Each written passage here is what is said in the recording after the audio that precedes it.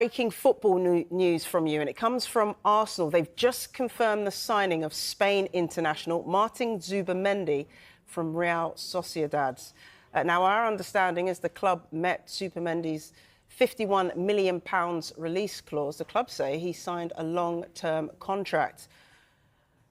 Now, we understand that work on the deal started last summer when Arsenal knew Jorginho and Thomas Partey were going into the final year of their contracts and could possibly leave. Zubimendi was identified by the club as their #1 target.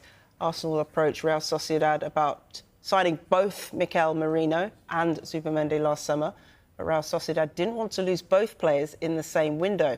Arsenal presented a solution that Merino joined in 2024 and Zubimendi in 2025. Mikel Arteta's role in convincing Zubimendi to wait another year and join Arsenal was significant. It's understood that Arteta and Zubimendi created a strong and instant connection and was crucial in making him feel at ease to move outside Spain. Merino also played a role. He spoke to Zubimendi about Arsenal as well. Well, those talks last summer did prove pivotal. Arsenal effectively signed a pre-agreement then, and the transfer was fully agreed back in March. Well, that was especially important as Real Madrid expressed a strong interest in June following Xabi Alonso's arrival as manager. Well, we had a look at the numbers and wanted to see how Zubimendi's numbers compared to Arsenal's midfielders last season. And as you can see, his pass completion rate was a bit lower than Declan Rice, Thomas Partey and Jorginho's. But here is perhaps the reason why. His percentage of passes forward was considerably higher than those three players I mentioned. So we could see Arsenal perhaps moving the ball forward a little more quicker next season. And Zubimendi was amongst the top 20 players in La Liga for some key stats that you'd look for in a central midfielder, in particular the one we've highlighted. He's ranked third for possession won in the middle third of the pitch.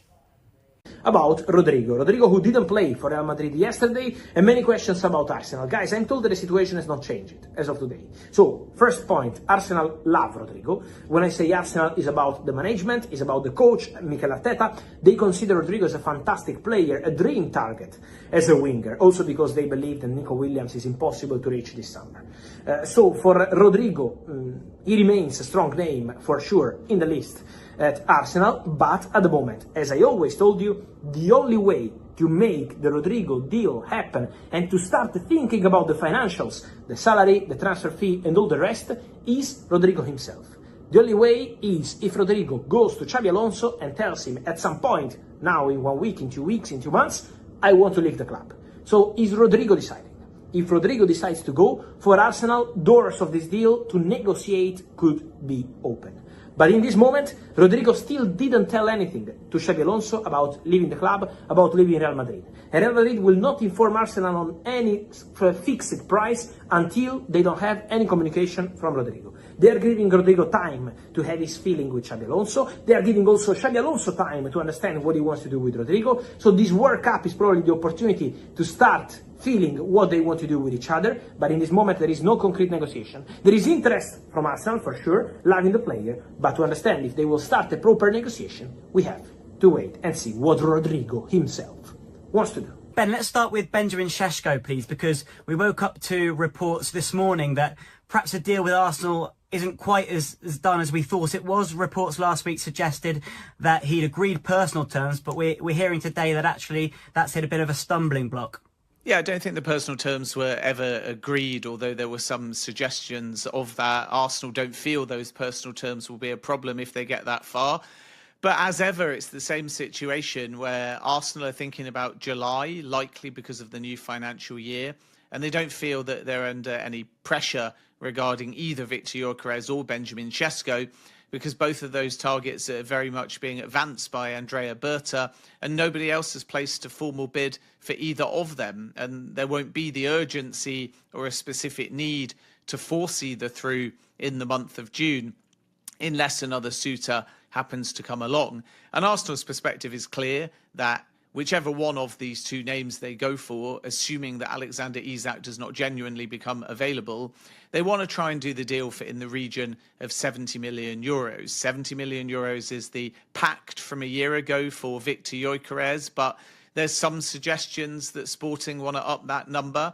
And Benjamin Sesko has had this variable release clause based on his individual performances. The better he does, the higher the number goes. And right now, because of last season, it's at 80 million euros. And again, Arsenal want to do that deal if they proceed more like 70. So this has never been about agreeing personal terms with Sesko, because Arsenal know what he's looking for. And if they go down that line, they believe they'll be able to agree terms because the player's keen on a move as he was 12 months ago.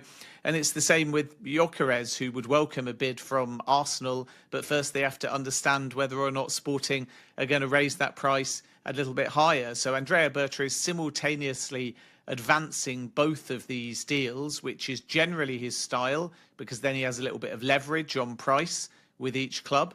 And then from there, in the next kind of week or two, he'll make a final determination. And it remains likely that Arsenal will bid for one of Sesko or Gyökeres, but it's unlikely that both of them will arrive at the club. Okay, so that's interesting. So the reports this morning suggested it was the personal terms that hadn't been agreed between Arsenal and Sesko. But you're saying, actually, that's not probably the problem. It's actually the deal between Arsenal and Leipzig.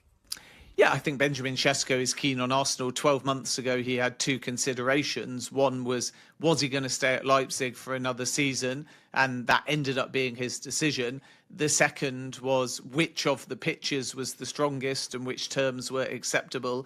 And 12 months ago, there was Arsenal, Chelsea and Manchester United.